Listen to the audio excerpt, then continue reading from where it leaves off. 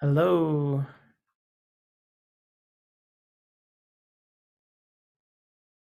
Hmm. Good to see you. Hmm. Wow. It's such an amazing moment, like a couple of moments where it's just like, wow, it's so wonderful to see you all. Hmm. And the dogs and cats. Hmm. Maybe take the time to see people on the other page if you haven't.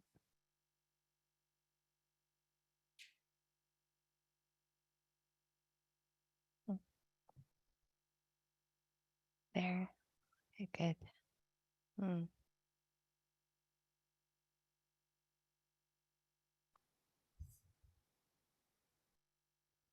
Sometimes it's just a dog and no human.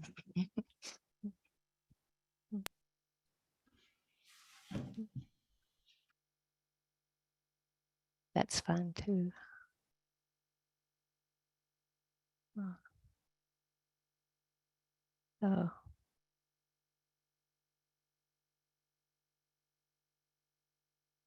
last week maybe the week before, we did a little guided loving kindness metta. So today we'll start with a little karuna, compassion, equanimity, so that we kind of have a bit of that thread of continuity.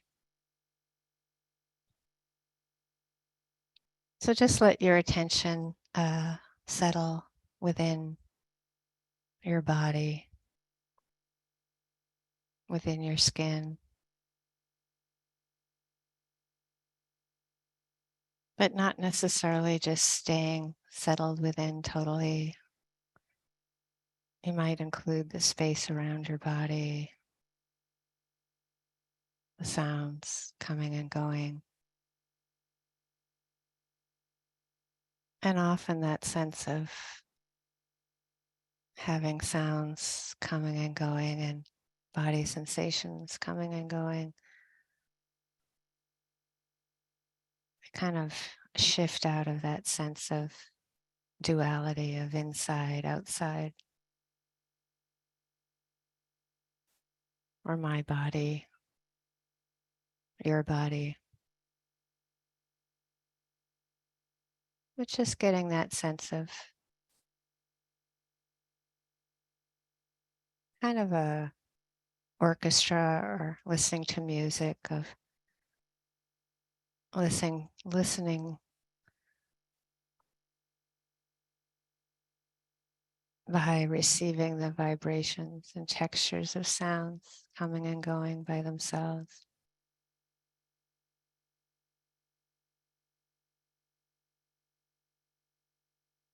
Body sensations,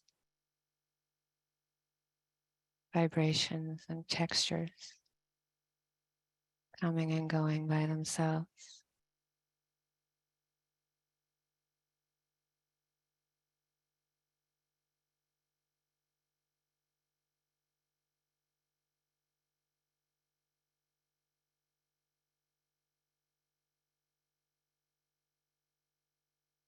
So that before we call in the karuna, compassion, we just are connected with the non-doing, non-conceptual awareness.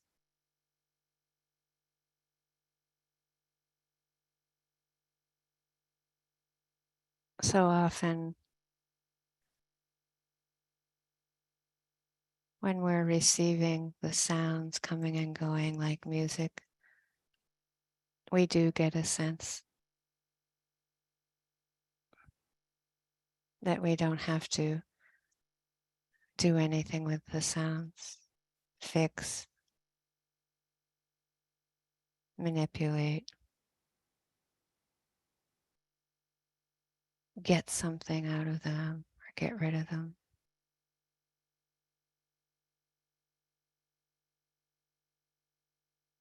But there's that allowing awareness that just notices them coming and going. just as they are.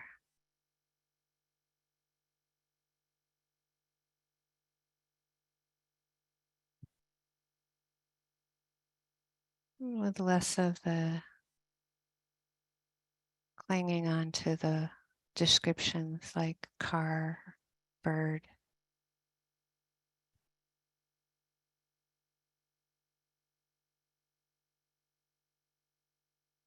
Of course, then there's that sense of allowing the thoughts about experience to come and go by itself.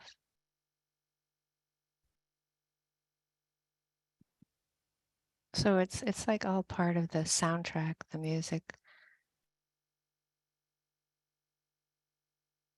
And you just allow that to happen and come back to the direct experience, receiving the direct experience. And the same with the body sensations, pleasant, unpleasant, neutral.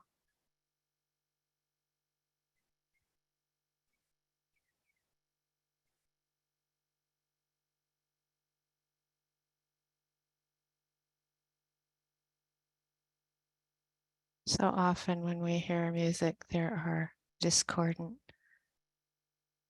sounds.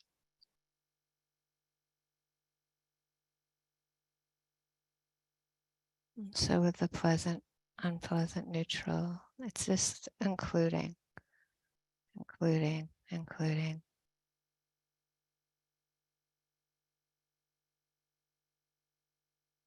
The range.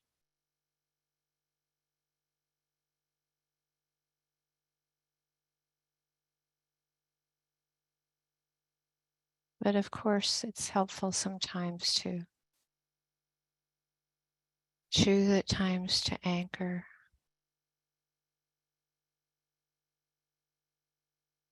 with something more neutral, such as the sensations in our hand.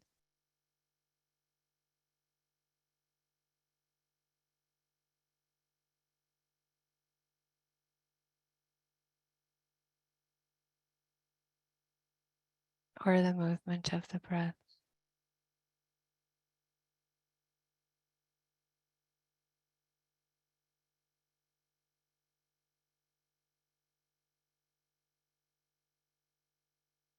And if those aren't neutral, of course, sometimes sound, just sound.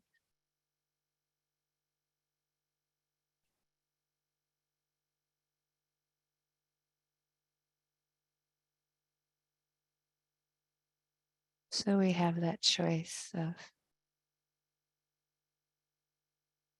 kind of anchoring out of the moment to moment flow at all of the sense doors.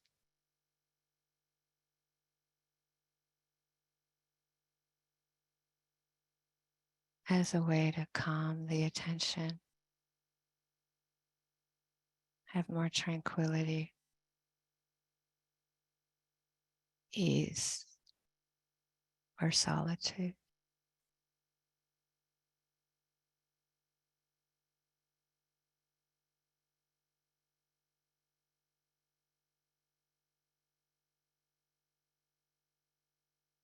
And sometimes this anchoring is called a solitude or rest.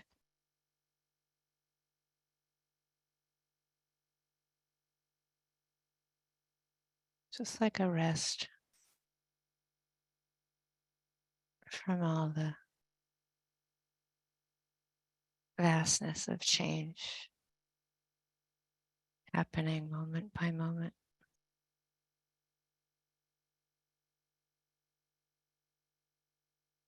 Or ease.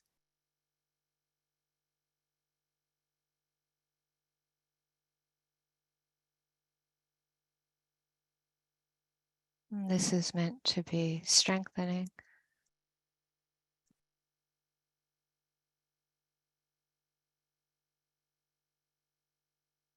So that if there is something unpleasant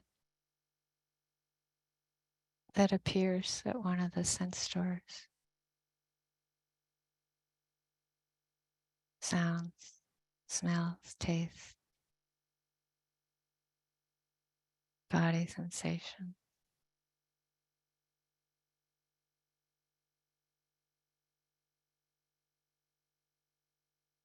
Thoughts, emotions,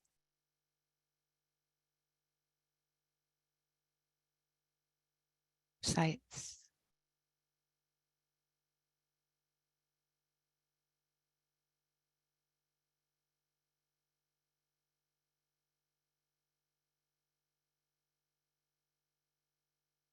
We have enough of that ease or the witnessing awareness, maybe some kindness for whatever's appearing.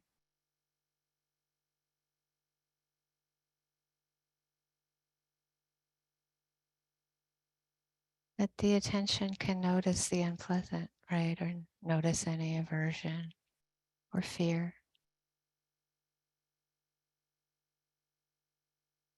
And be with that aversion, or the desire to fix or get rid of.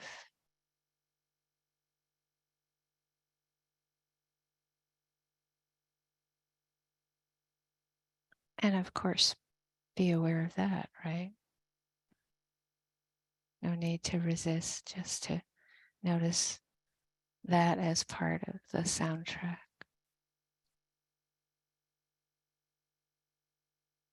Oh, it's just unpleasant, just not wanting it to be here. It's okay.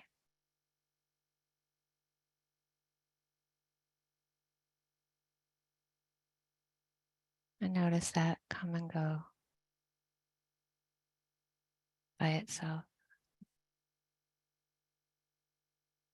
Not me, not mine, not I.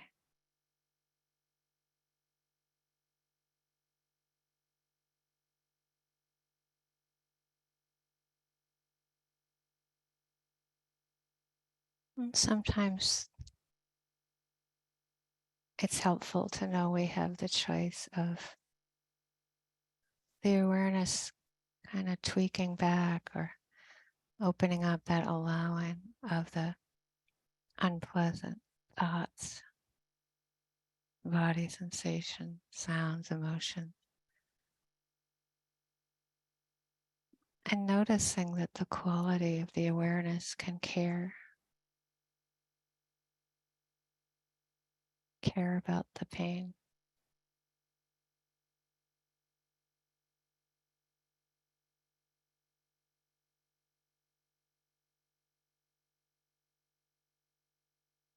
So there's a connection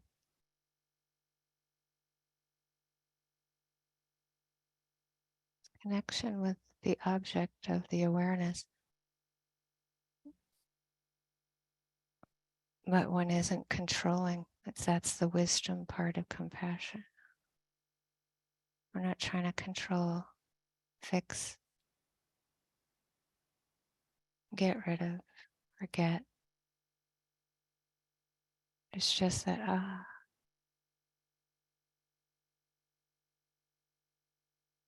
the allowing and caring.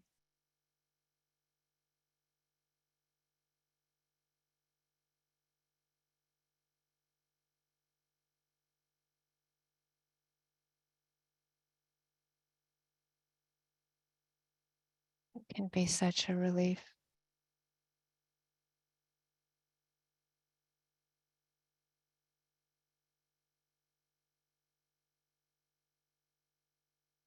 We can do this sometimes we do this, open up around our whole body and just understand. There's the understanding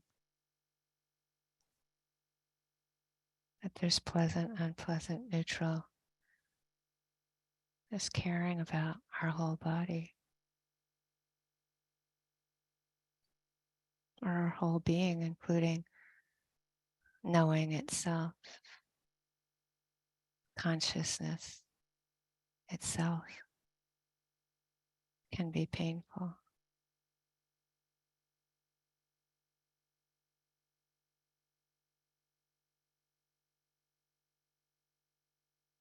Sometimes we can put our fingers, or palm on our heart center and just care about the heart knowing itself.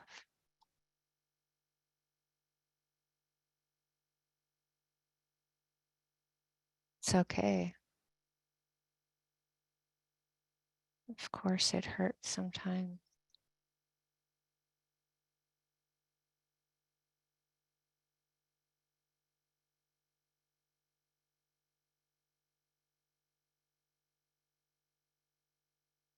So we can be very global with it, just include all aspects of our being, like that whole sense of, oh, thoughts could be painful, emotions can be painful, etc. Sound, sight, smell. Just having that very open, caring.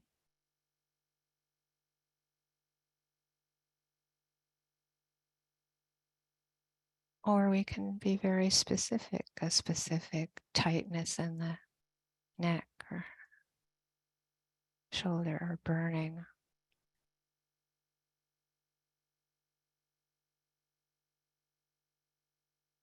Cold, hard. All the aspects of tightness or stuckness, throbbing.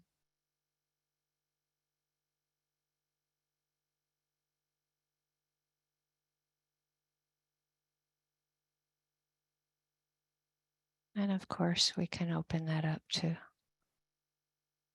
just all around us, just really, again, small, all the animals, birds, humans,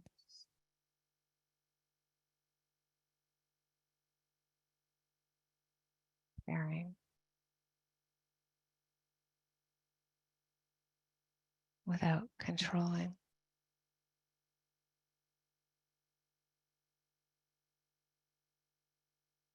The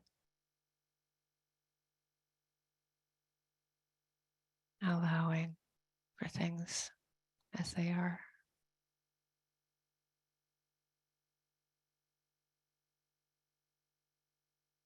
Or of course, sometimes there can be that sense of the whole beautiful jewel of earth inside our heart.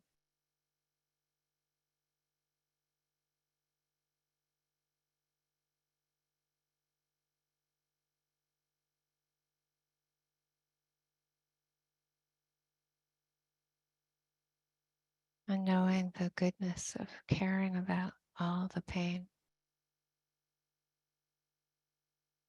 Just really wanting to care about it.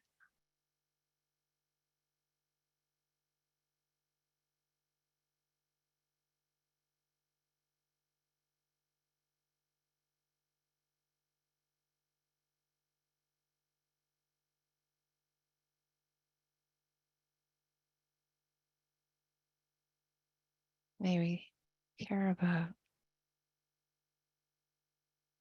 all the pain in ourselves and in this world.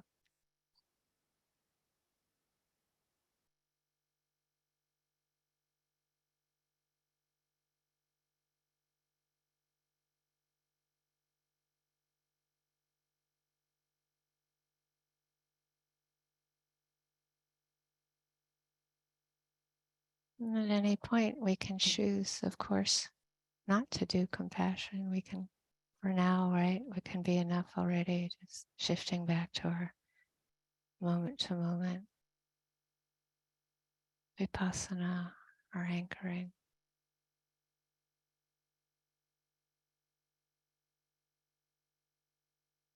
We can keep going with it, or just at times, skillful means just knowing it's time to connect with compassion.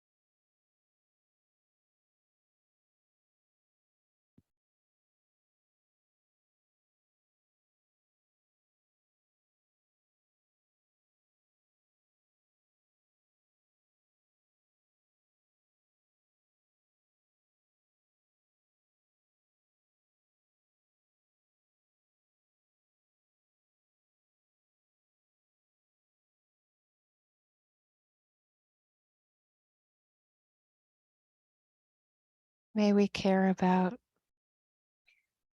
the pain within ourselves and the pain within the world.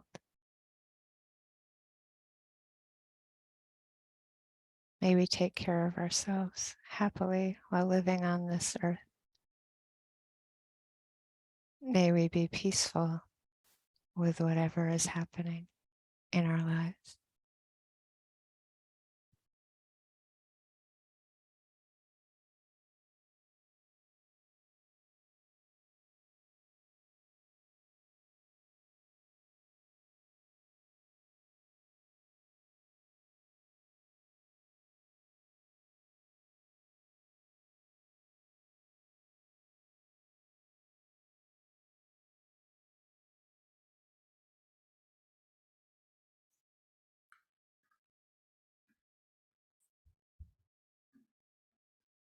Thank you, Michele.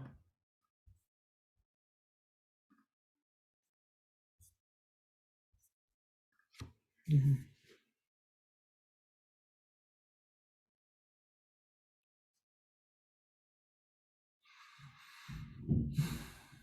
I am zooming in today from Wadsworth, Ohio, visiting my grandfather for a few days, who turned 95 a few weeks ago. And, he is declining. And so I had just been out in Massachusetts and visiting my mom. And so just decided to make the stop here. And we're visiting him for a little while. It's kind of south, maybe an hour south of Cleveland, half hour west of Akron. I know we were saying last week about how the Dhamma is everywhere.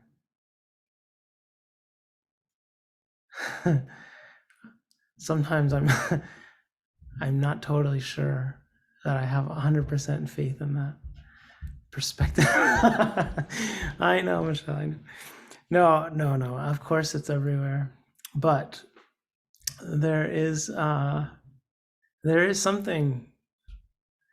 There's something about of the many ways in which I feel like I have so much good fortune in my life. One of them is just that when I do travel, it's so often to like retreats. That's mostly often what I'm traveling for, is to go sit or teach or be in a kind of Dhamma context.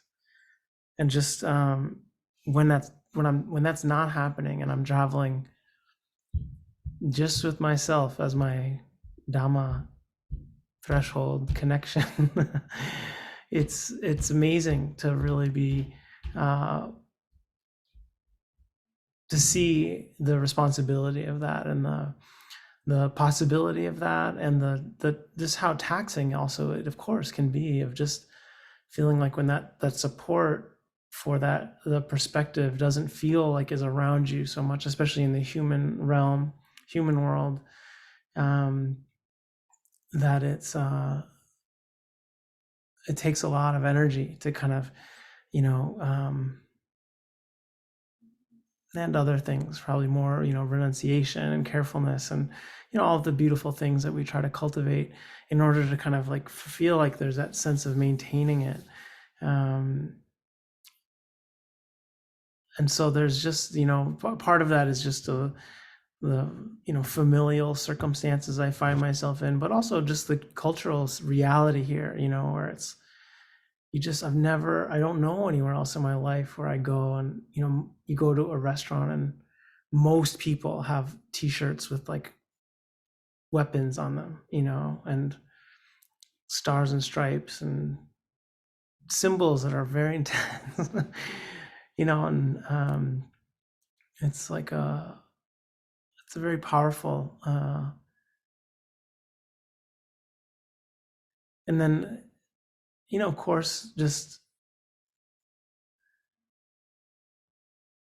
family, not having a sense of what a rhythm might be to a day, or quietude, or just all of these things that we come to appreciate as a yogi, as someone really dedicated to practice, that we see how out of alignment that is with most people's lives and values. And how they want to be interacting with one another. And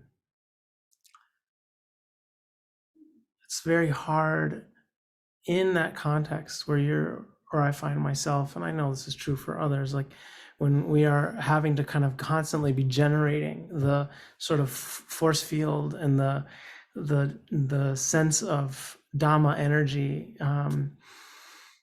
around us and within us, and not a lot of sort of support and structure, that it's like it's just so easy to fall into the patterns of my own adolescence, um, and further back than that, and just see this way in which it's like how easy it is to find that script, of like, oh, right, this is my role in this context, in this situation, and there's just something so mindless about it. And so I think of in the movie The Matrix, there's some sound, a part towards the end where one of the bad guys has the good guy, kind of in a chokehold, and he's like, here's a train coming, and he says, that is the sound of inevitability.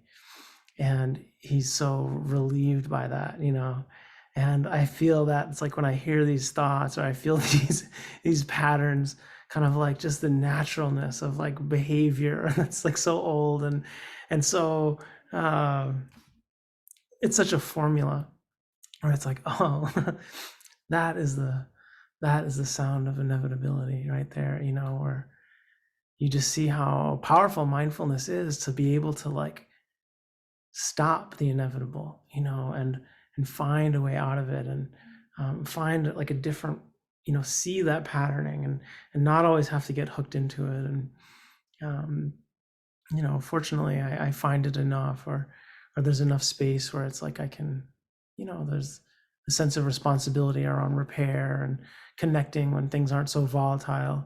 That's very important, and is also really beautiful. But fortunately, before I came here, I was like, there's got to be something out here, Vipassana, right? And so I found I can't remember what. Anyway, it's like the Cleveland Buddhist Vihara, something like that, which is not in Cleveland because it's too expensive there, but it's like 20 minutes down the road from my grandfather's house. The small Sri Lankan temple, and it's very much like I've seen temples, Thai temples and Burmese temples in the States, where there's like a very small immigrant community, but enough that somehow they manage to like, get a couple monastics or one, and kind of hold the space, for Dhamma, and that's kind of what's happened here. I went this afternoon to this beautiful little temple just down the road, and it's like it was just such a relief, such a relief to just walk into this space, and the smells of the incense and the food, and hearing a monk chanting in the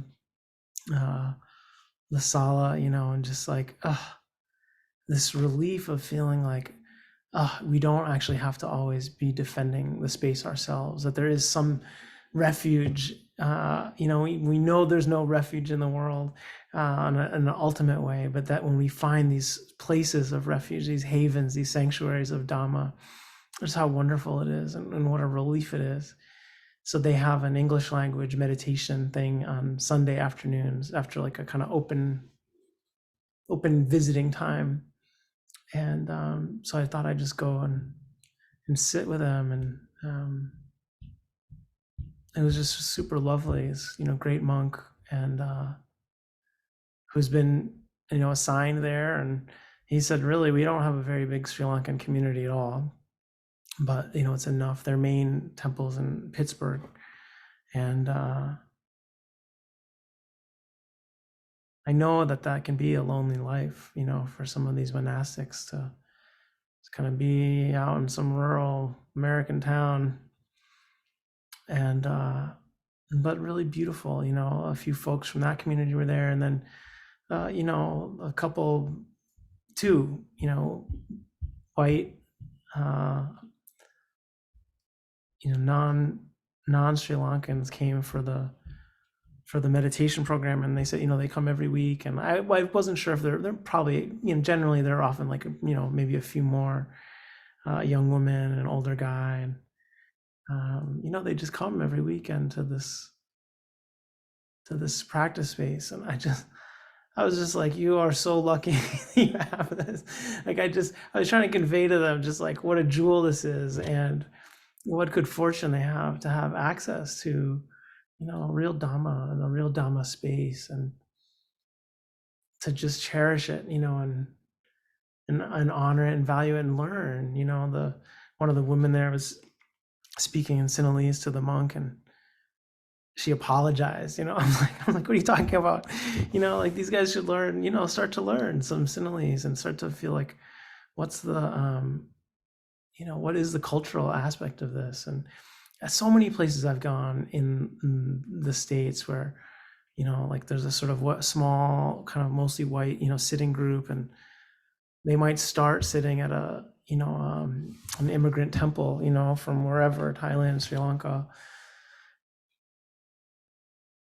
And like little by little, there's this, like, you start to see this pattern of like them wanting their own space. It's like the cultural kind of disconnect, and the language, and some of the stuff is like, it starts to feel difficult and kind of not easy. And I just feel like I've warned these people so many times of like, don't, just like stay there. Let it be awkward. Let it be weird. Like learn, like these are such important kind of cross-cultural relationships, and important things, to figure out and to be uncomfortable with. But just but like you have real Dhamma, you know, and like, yes, of course there's some mindfulness place in Cleveland that you could go to probably, but like, just stick with it. It's so beautiful. And so I have hope for these two, at least, that they really felt very connected and appreciative and beautiful. And I also see why it is difficult, the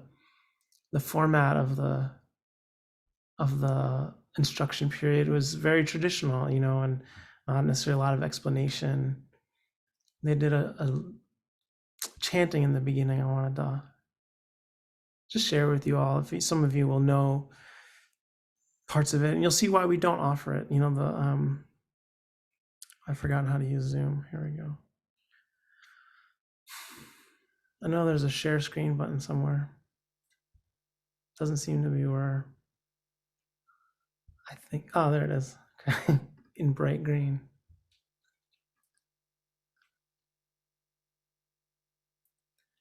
It's just part of the puja that you'll see in a lot of places at the altar. I offer fine food to the Buddha, Supreme Lord of the world. By this meritorious act, may I be free from the hunger of craving. And of course, like the Supreme Lord of the world stuff is like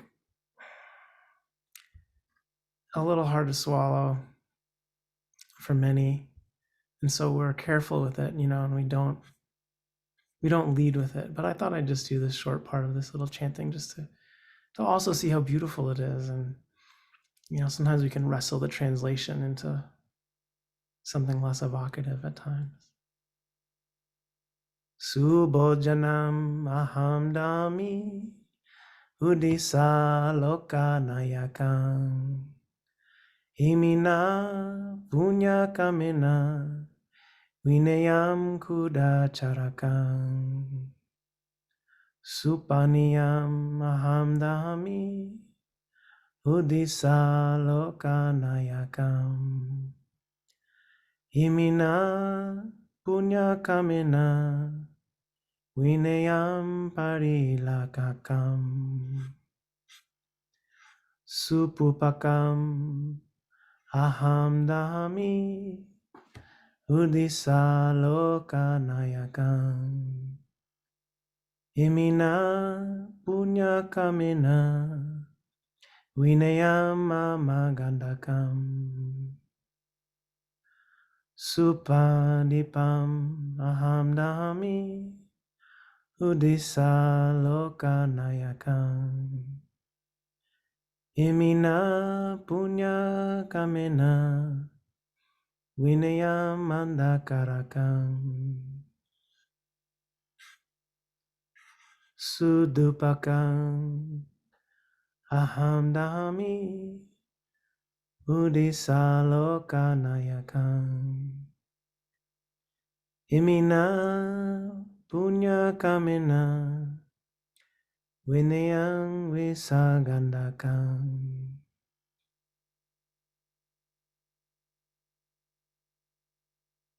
I offer incense to the Buddha, Supreme Lord of the world. By this meritorious act, may I be free from the odor of immorality, free from the darkness of illusion, the odor of mortality, the thirst of craving, the hunger of craving.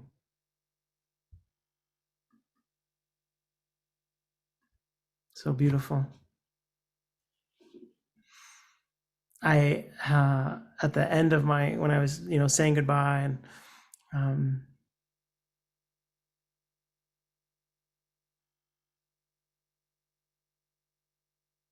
I had some jaggery with me. It's like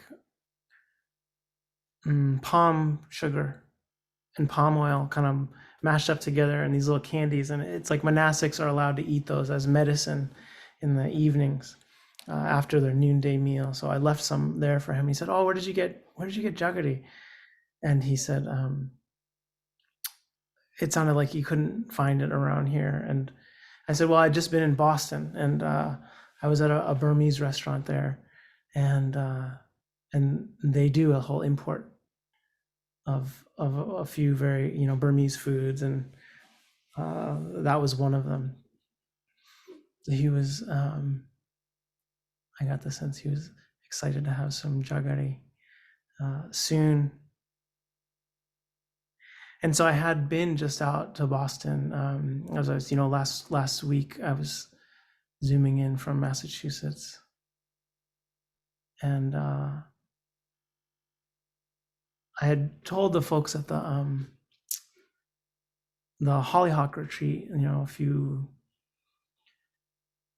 weeks ago. I don't know. It seems like a long time ago.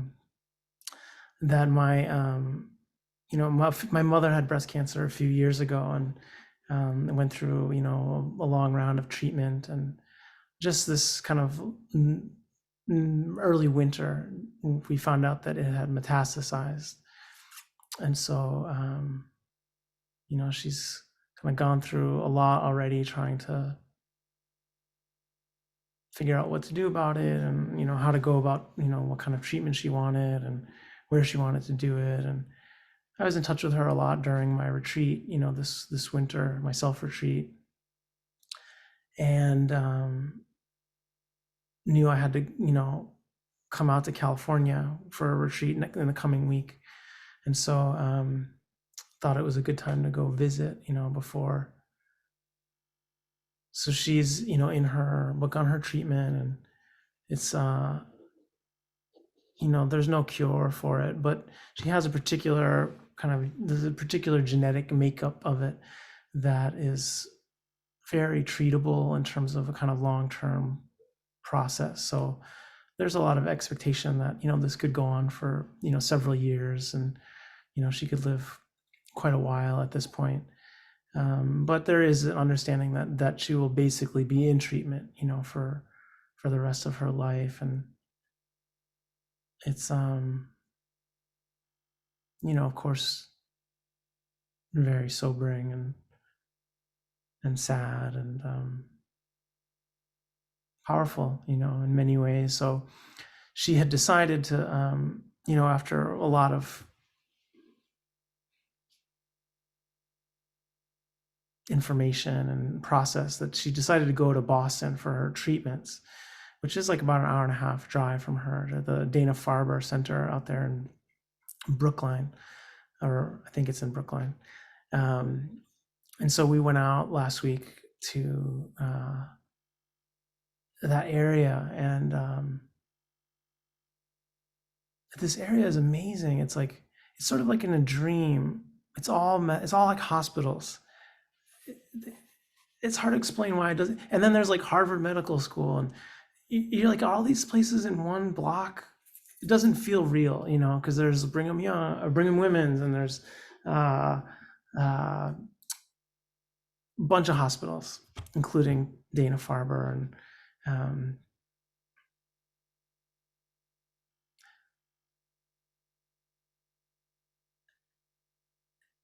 and the decision to go there because they're like world class institution, and a lot of confidence in terms of talking to some of the doctors and nurses there, and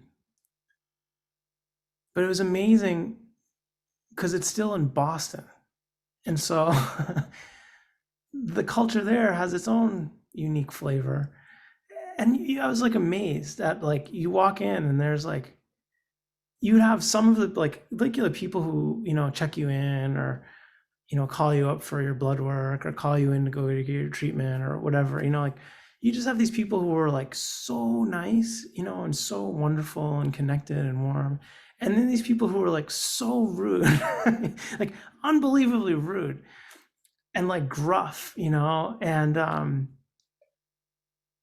it was kind of neat to see in a way, because you could just see how it's like it just totally changed your flavor of like your experience. And for my mom, who was actually going to get treatment, you just see like what a difference it makes when someone is like mean to you and rude to you versus like warm to you and like interested in you and connected and caring. And to have these experiences sort of side by side, uh, it brought into focus like the beauty of like that sense of good connection, and like, and what it means and how beautiful it is to have that sense of it. And that you also get that you're in Boston, and it's like, that's just, you're going to have to deal with that fact. I realize, like, when I get cancer and I have to go to Kona Hospital, like, we don't have a Dana Farber, right, on the Big Island. But like, I guarantee everyone's going to be super nice, like super duper duper nice. And I think that's okay. I think I'm okay with that. I think I prefer that. I think it matters a lot, um, and how powerful it is to be in a place where you're in the waiting room and just like so many people, and it's everybody, right? Every walk of life, and everyone in very difficult places in their lives, and something really beautiful about it, how easy it is to access, compassion and that sense of caring. And on one level, when it's quiet, when you're not necessarily interacting with people, it's not a Dhamma space, but it's enough of a quiet space, and there's enough suffering that there is a kind of easy connection, to that caring, how beautiful it is, how good it actually feels that to be sort of like have that natural kind of flow of caring. I walked over to the chapel area just to kind of see what it was like, and it had the feeling of being underutilized. Even in a big city hospital, the chaplain there, you could see like she was like so excited to have somebody like poke their head in. I was like, oh, I'm not sick, but I'm happy to, like, say hello and connect. And so uh, for dinner, we met a cousin of mine out there and went to this Burmese restaurant. And I don't get a lot of chances to go to Burmese restaurants, and so it's, I miss that connection, of course, as I've said before, with the place and our tradition and food. And so I was, kind of looking forward to just, I didn't really know anything about this place. And so I was, looking forward to just sort of like connecting and seeing who the owner was and if the workers are Burmese or not, or, what the story was. So it was funny that I went in, and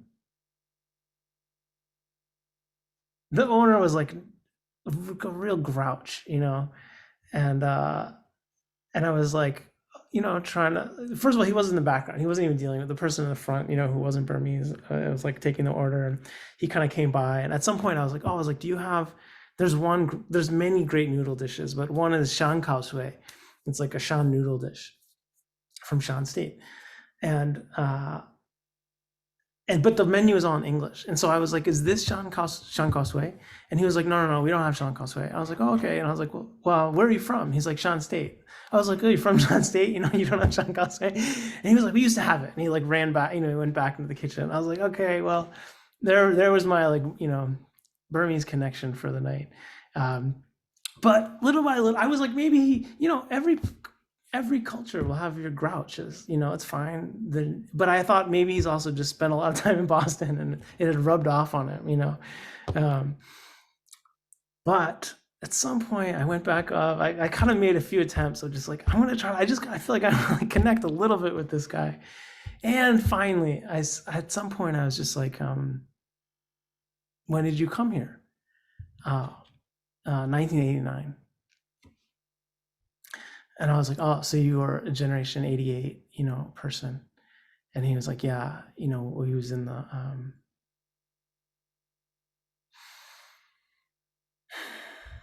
the student rebellion, that happened in 1988 after Aung San Suu Kyi first got elected, and the military government rejected the results of the election and really took over. And so, it was the kind of one of the major kind of uprisings that happened at that point, and many students across the country kind of joined the efforts to stop that and overthrow the government. And as soon as he said that, it was just like, oh, okay, I totally get it. It's like I've seen it so much of these Generation 88 folks who have just gone through so much heartache and heartbreak and suffered so much and done some violent acts, in their past, and what they thought was, for the name of, liberation and democracy, that he, like other people we know, went into the jungles and was a fighter, and experienced that and all of the kind of horrors of being a soldier and what that means. And then it's like you see, of course he's defended, of course there's this hardness that arises, and that's true for anyone, it's true for all of us in our own grouchiness. And it's not just Boston or Ohio, as we all know. It's like this sense of what is it, but what does it take? And sometimes it is like a kind of persistence and a willingness to to be a little bit berated, and humiliated, to sort of finally start to make a connection. And then it was beautiful, to hear a little bit of his story and what a struggle it is, and how pained, so many of these folks are about, of course, what's happening in Burma right now. They're distanced from it, wanting to be closer on one hand, but also still being really traumatized from it. How difficult,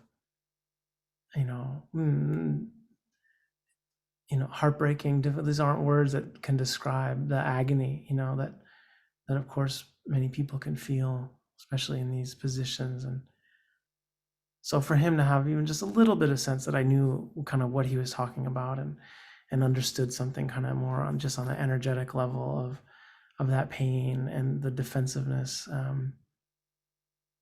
it felt really important.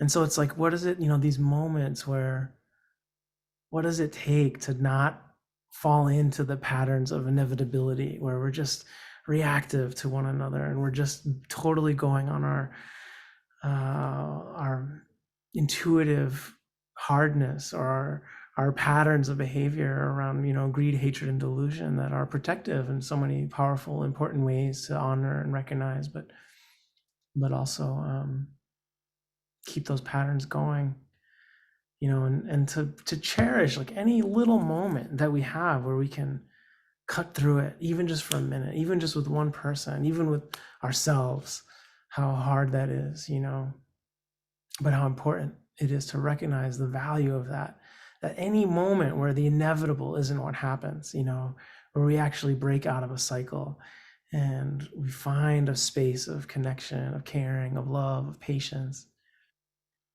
How amazing it is, how rare and yet memorable, you know.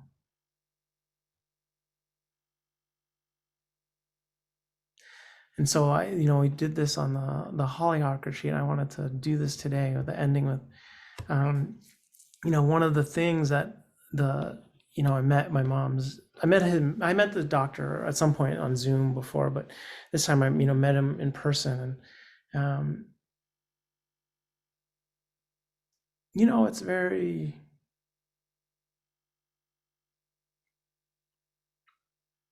when you have metastatic cancer, it's like, what's the plan? Well, chemotherapy.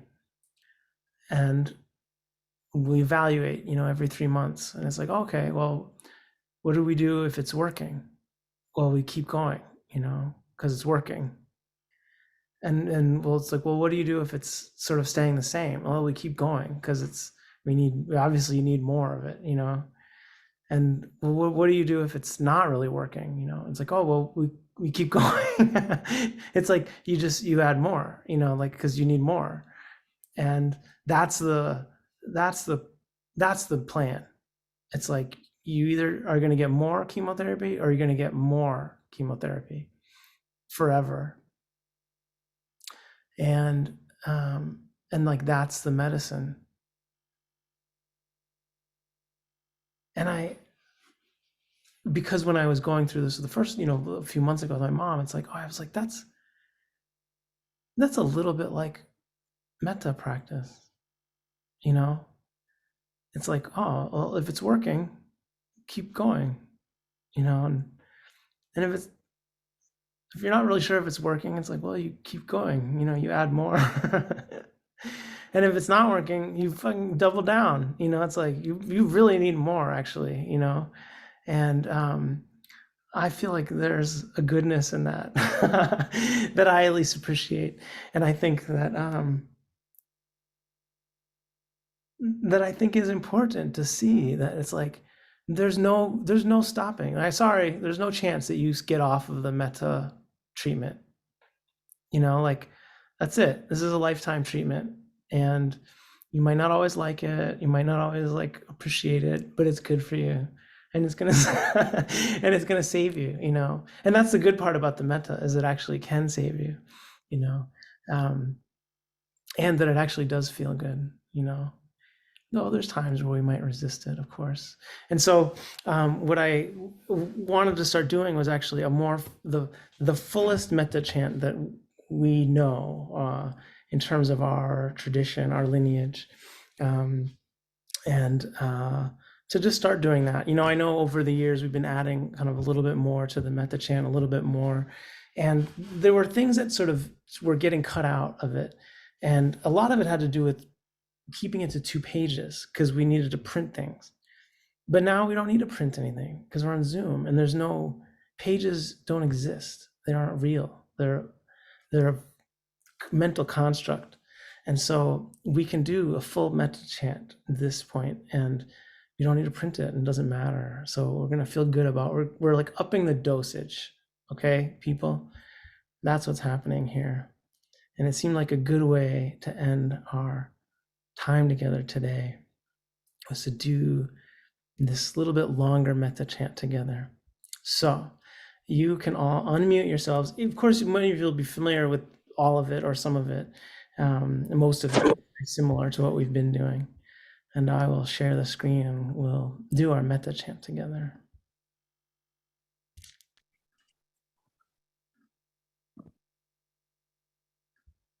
And please do unmute yourselves. Oops. I'm trying to move this thing. Okay. And as usual, we are going to do it. Oh, wait, not that one. We are going to do it call and response because that's what Zoom can handle. So I will chant a line and then you can repeat after me. And I'll break it up, some of these longer ones. Aham awero homi.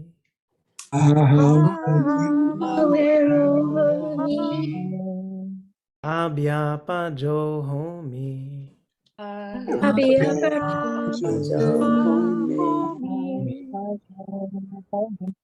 Anigo homi.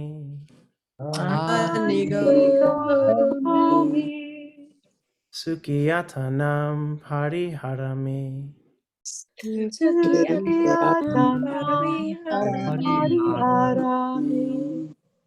Mama mata pitu achariyacha.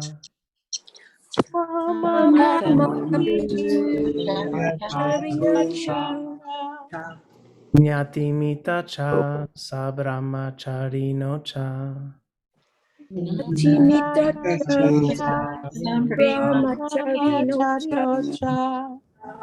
Awera hontu. Abhyapaja hontu.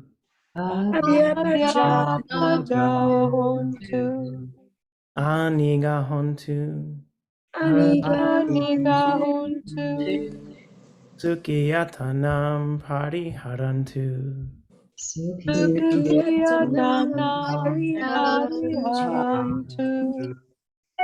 Imasmim arame sabe yogino.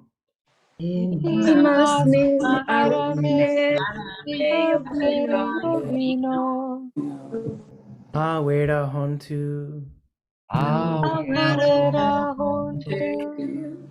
Abhyapaja hontu.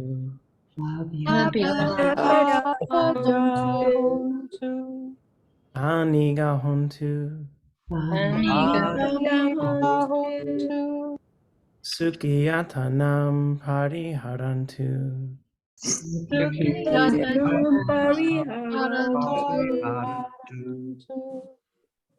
Imasmim arame sabe biku bikuni yocha.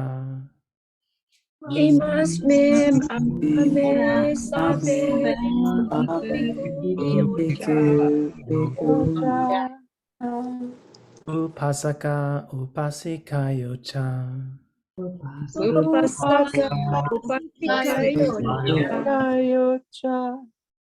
Awera hontu. Abhyapaja hontu.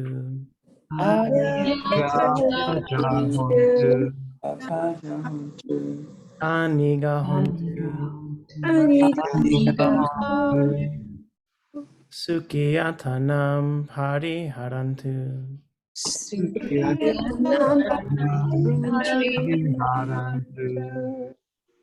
Amakam chatupachaya dayaka.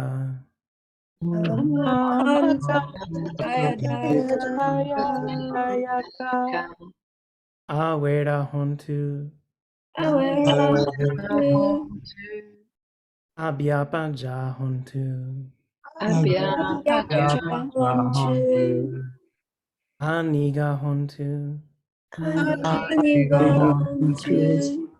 Sukiyatanam pariharantu.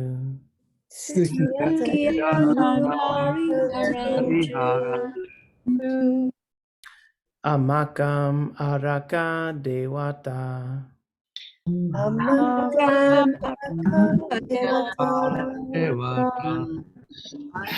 Imasmim vihare imasmim awase.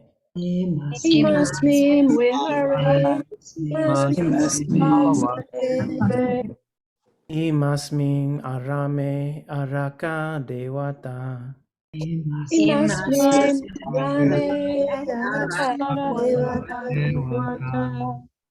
Awera hontu. Abhyapaja hontu.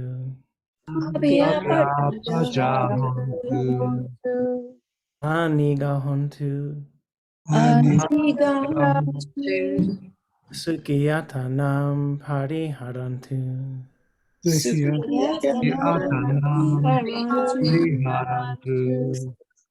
Sabe sata.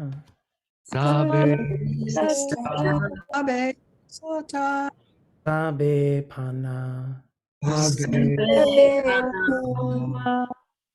Sabe Buddha, Sabe Pungala, Sabe Atabawa Pariyapana,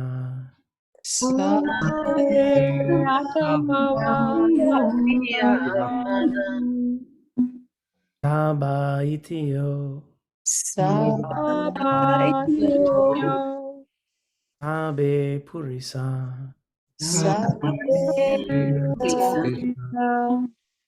Saba Napungsakani,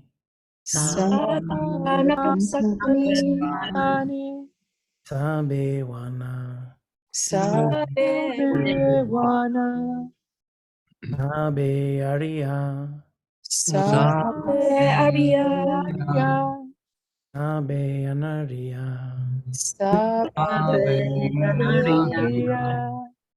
Sabe Dewa,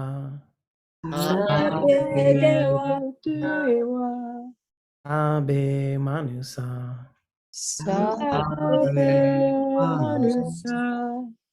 Sabe Winipatika,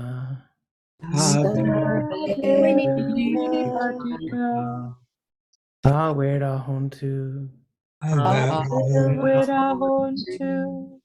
Abya Panja Hontu,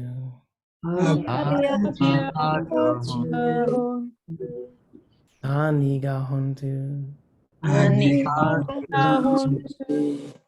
Sukiyatanam Pariharantu,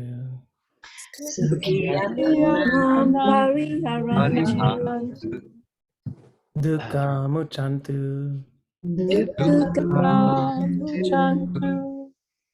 Yata Nada Sampatito,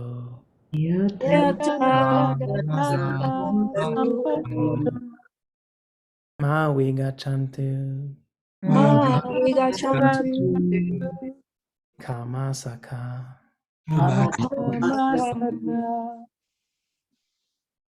Purati Maya Disaya, Pachi Maya Disaya,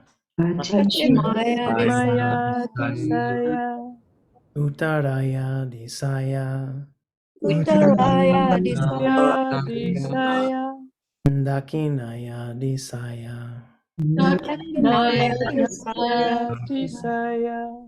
Purati Maya Nudisaya,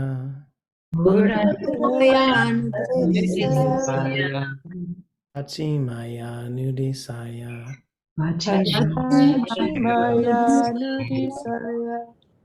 Uttaraya Nudisaya, Dakinaya Nudisaya, Eti Maya Disaya,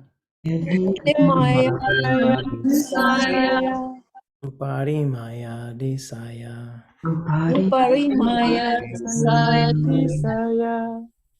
Udam Yawa Bhavagacha,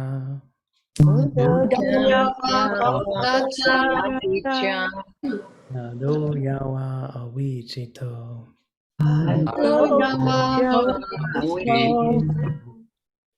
Amanta Chakavalesu,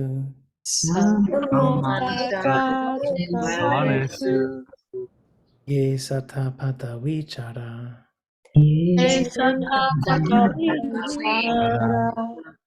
Nabya Panjani Vedacha,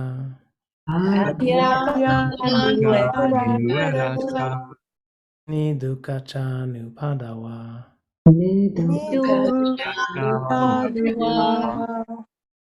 Udam Yawa Bhavagacha,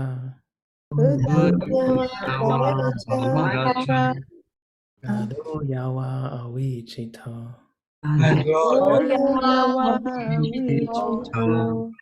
Samanta Chakavalesu,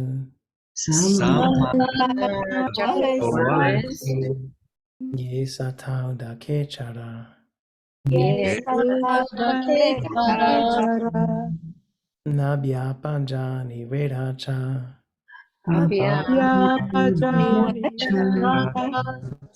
Nidukachanu padawa. Nidukachanu padawa. Udam yawa bawagacha. Udam yawa Nado yawa awichito. wichito. Samanta chakawalesu. Samanta Halesu. Ye sata kasechara. Yes, Sata. Abhya panjani viracha.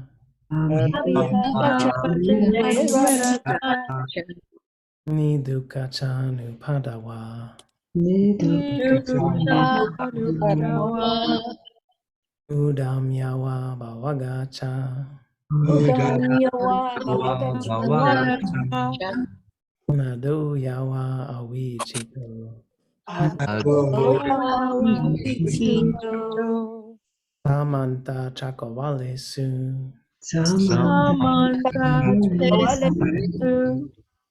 Ye satangi michara.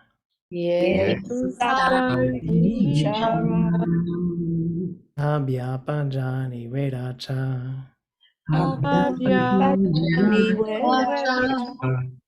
Nidukachanu padawa.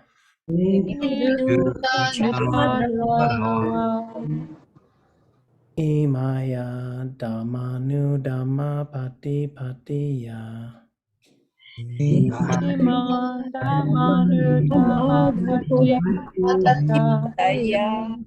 Budam pujemi. Imaya damanu dhamma pati patiya.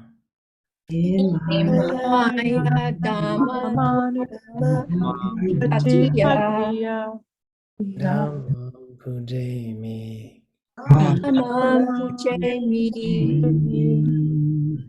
Nimaya damanu dhamma pati patiya.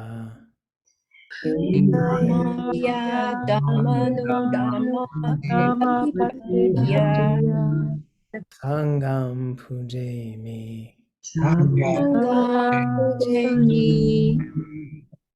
Nimaya damanu dhamma pati patiya.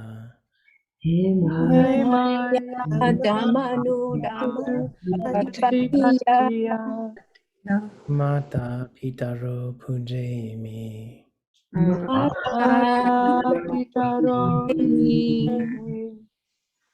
Imaya damanu dhamma pati patiya.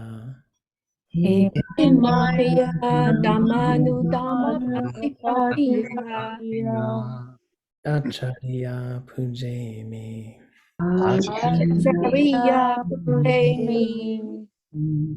Pada imaya patipadaya.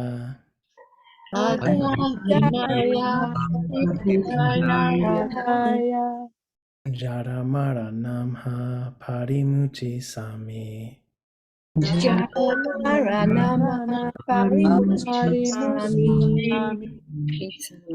Idame punyam. Asawaka yawahang hotu.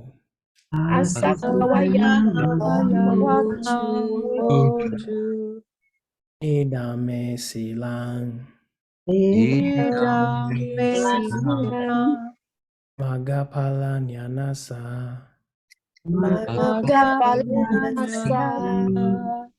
Pachayo hotu. Imam no punyabagam.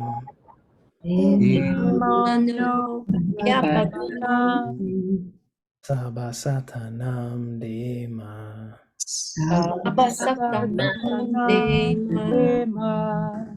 Sabe sata sukita hontu.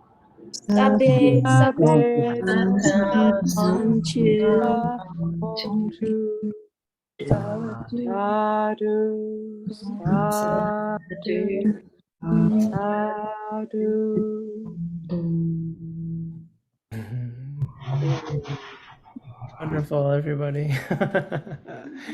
Really wonderful. Yeah. Thank you. Just so you know, the first chant that I was doing of the puja, there's a recording of that on our app that our, Sele Makamala Nyani recorded. So you can listen to that there, and there should be a link to the text of that as well. And I actually do think we chant the Lord of the World thing is like translated a little differently. So you can look at that. And I'll try to record a version of this longer one now too, so people can practice it. But it is good medicine. It's good to do. And just thank you all for continuing to create this kind of refuge for yourselves and for all of us. There is this sense that we are creating this space together every week where it's like not just each one of us has to be putting all the effort into doing it. There's some place where we know we participate and we're involved in that and we have responsibility for it, but that also we get to find rest in it, and that hopefully the sense of sanctuary and rest and support and refuge, even if it's temporary and fleeting on some level, that it's helpful to you in your lives, for the week in between. So thank you, everyone. Thank you, Michelle. Michelle will be here next weekend. I won't. I'm teaching a course in Santa Cruz at the Insight Retreat Center, but then I'll be back again after that. So you'll have a nice time without me next Sunday. But take care until I see you again soon. Yeah.